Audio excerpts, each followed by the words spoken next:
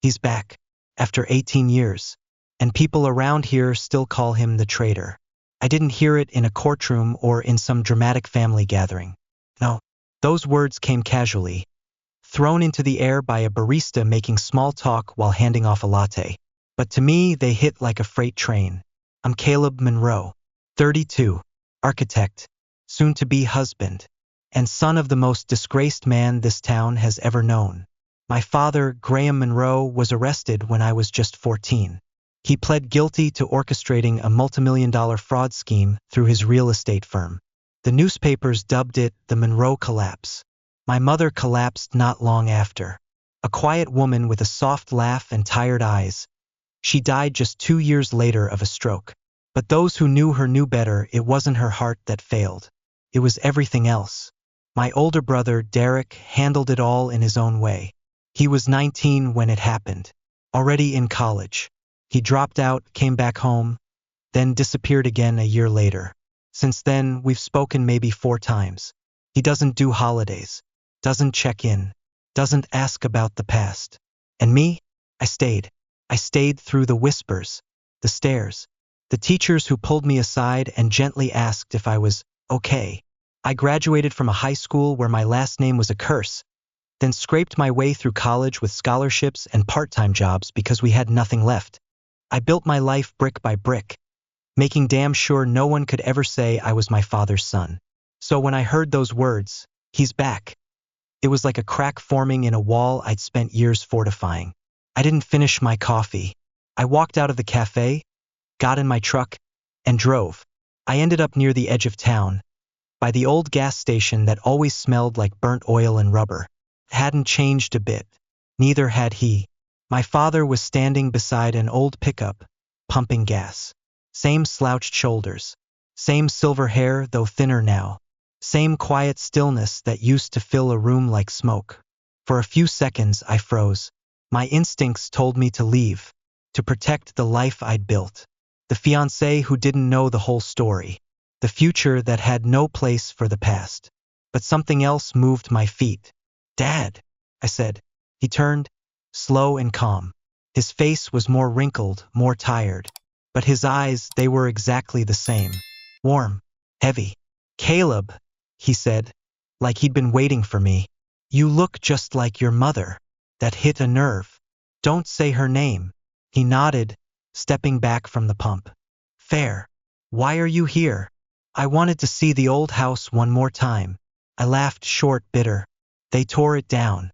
Years ago. Built townhomes. Sold for a profit, I think. You'd be proud." He didn't flinch. Just reached into his coat and pulled out an envelope. "You don't have to believe me," he said. "But maybe believe what's in here." I didn't take it. Not right away.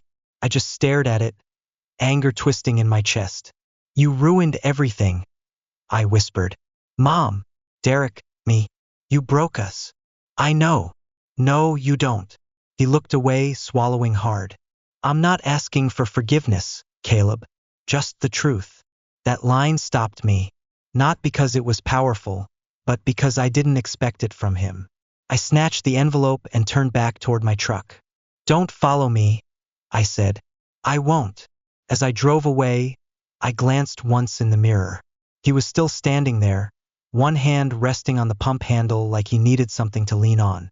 I didn't look back again. Back home, I sat at the kitchen table, staring at the envelope like it might detonate. I'd seen men like my father before, at least I thought I had. The kind who built empires from lies. The kind who smiled while signing lives away. But now I wasn't so sure.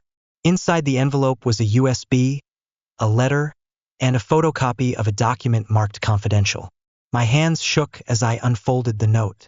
"Caleb, you deserve the truth." I never spoke up because I thought I was protecting our family. But silence doesn't equal love. It just equals distance. I didn't commit the fraud. I took the blame because someone else needed protecting. And I believed that sacrificing my name was better than watching our family fall apart. I was wrong. The USB has proof. The court document too. Look at the signature at the bottom. Dad, I scanned the document. It was a draft plea deal. offering reduced charges in exchange for cooperation in a fraud investigation. The name at the bottom wasn't my father's. It was Derek Monroe. I dropped the paper. My heart pounded like a war drum. Derek? Derek? The overachiever? The one who wore suits before he could drive. The guy who everyone thought would be president one day? I opened the USB. Inside were dozens of emails, banking transfers, encrypted messages, almost all tying Derek to offshore accounts and corporate shells. And not a single trace linked to my father, aside from the final confession. My head spun. I thought about how Derek vanished after Mom's funeral. How he never showed up when I graduated. How he didn't even RSVP for my wedding.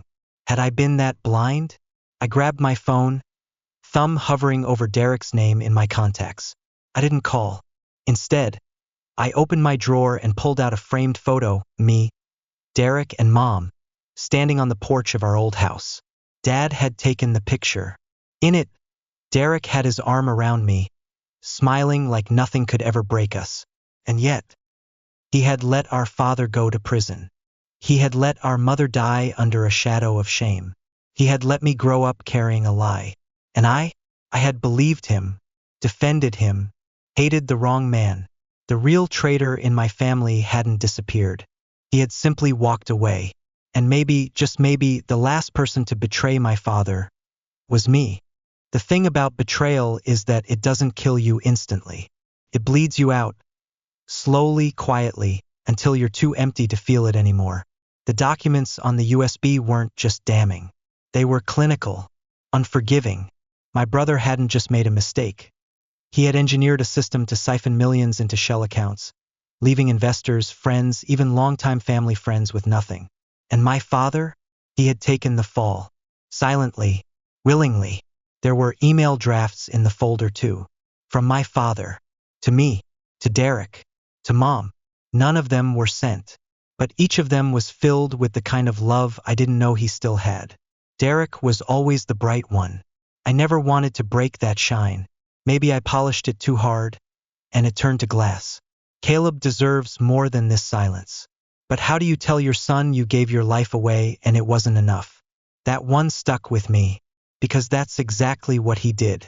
I needed answers, and not the kind found in files or flash drives. So I went to the only person who might still hold the original key to all of this, Lou Becker, the old family attorney who had been there when everything fell apart.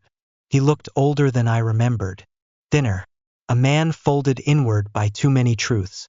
Well, he said when I walked into his office behind the hardware store, I was wondering how long it would take you to show up. You knew, I asked, holding up the USB. About Derek? Lou gestured for me to sit.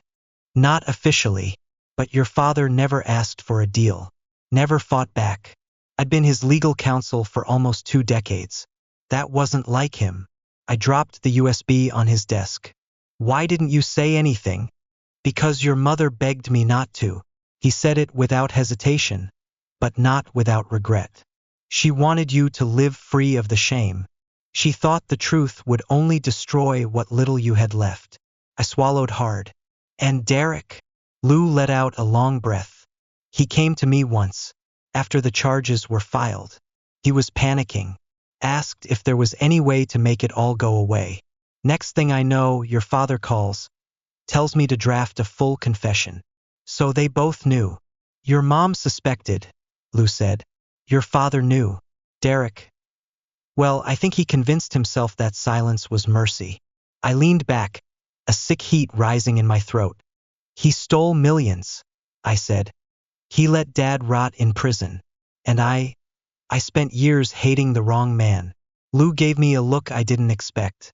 Soft, honest. We all did. I found my father behind the gas station later that day, sitting on a milk crate and drinking black coffee from a thermos. He looked up as I approached but didn't stand, didn't flinch. I read everything, I said. He nodded once. I figured. I saw the emails, the transfers, the draft deal with Derek's name on it. Still no reaction, just a quiet stillness. The kind that doesn't fight back because it's already bled everything it had. I should have known, I said, my voice breaking.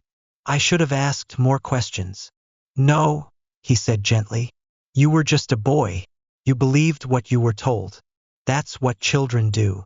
I sat beside him on the curb. You let the world hate you, I said. You let me hate you. I'd rather you hate me and live free than know the truth and be crushed by it. You let Mom die thinking you were a criminal. He blinked slowly. She never truly believed I was guilty, but she was too tired to fight it. A silence stretched between us. And then I asked the question that had burned for days. Why protect Derek? He didn't answer right away. He sipped his coffee, then looked at me. Because I thought if I let him fall, we'd all fall. And I couldn't let my family shatter completely. Not then. But he left us anyway. My father gave a sad smile. Yes, and that's when I realized. Some things break no matter how tightly you hold them. I looked at him, really looked at him. For the first time in nearly 20 years, he wasn't the man I remembered. He was more, and I had been blind for too long. The wedding was set for a Saturday, early spring. The Arizona sky was wide and golden, and every guest wore hope like perfume. Except me. I had rewritten my vows 3 times. None of them felt honest until the 4th, until I finally stopped writing what I thought people wanted to hear, and wrote what I needed to say. I had also done something no one expected. I invited my father. I told Lena everything. The truth. The documents. The years I spent hating the wrong man. And she just held my hand and said, then let's make it right. Start our marriage with no secrets. The church was packed. Lena walked down the aisle, radiant and sure. My heart should have been pounding with nerves, but all I could feel was clarity. When it came time for vows, I turned not to Lena, but to the room. There's something I need to say before I make any promises. A quiet pause settled over the pews. I grew up thinking my father betrayed us, that he destroyed our family.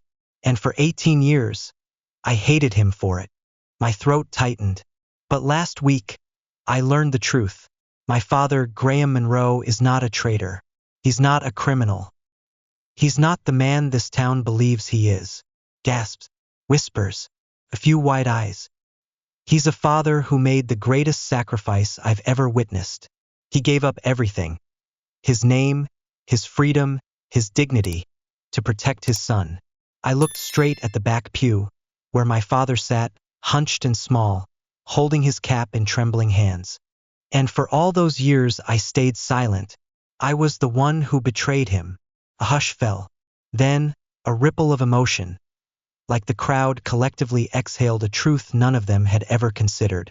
I turned back to Lena, took her hands. And now I promise this. I will never let silence stand in the place of truth again. I will never let shame steal the love we build together. And I will always speak up. For us, for our family, and for the people we become. The ceremony continued. Rings were exchanged. A kiss sealed the vow. And afterward, in the soft light of the reception hall, my father approached me slowly. You didn't have to do that, he said, voice low. I did. He looked at me, eyes shining. You gave me back my name. No, I said, wrapping him in a hug I'd waited my whole life to give. You never lost it. I just finally learned how to say it right. Sometimes the loudest lies are the ones we never question. And the deepest betrayals come not from what others do to us, but from what we choose not to see. For years, I believed a story that was easier to live with. One where my father was the villain, and I was the wounded son who had to rise above it. That narrative gave me control. It gave me permission to move on. But the truth was harder. It required humility, courage, and the painful realization that I hadn't just been wrong. I had helped right the silence that destroyed us. If there's one thing I've learned, it's this: love without truth becomes a performance. Truth without love becomes a weapon. But love rooted in truth, that's what sets families free. So maybe today is the day you ask the hard question. Maybe today is the day you forgive someone who never asked. Or maybe, just maybe, today is the day you forgive yourself for staying silent too long. Because family isn't defined by perfection. It's defined by what we choose to rebuild after everything falls apart.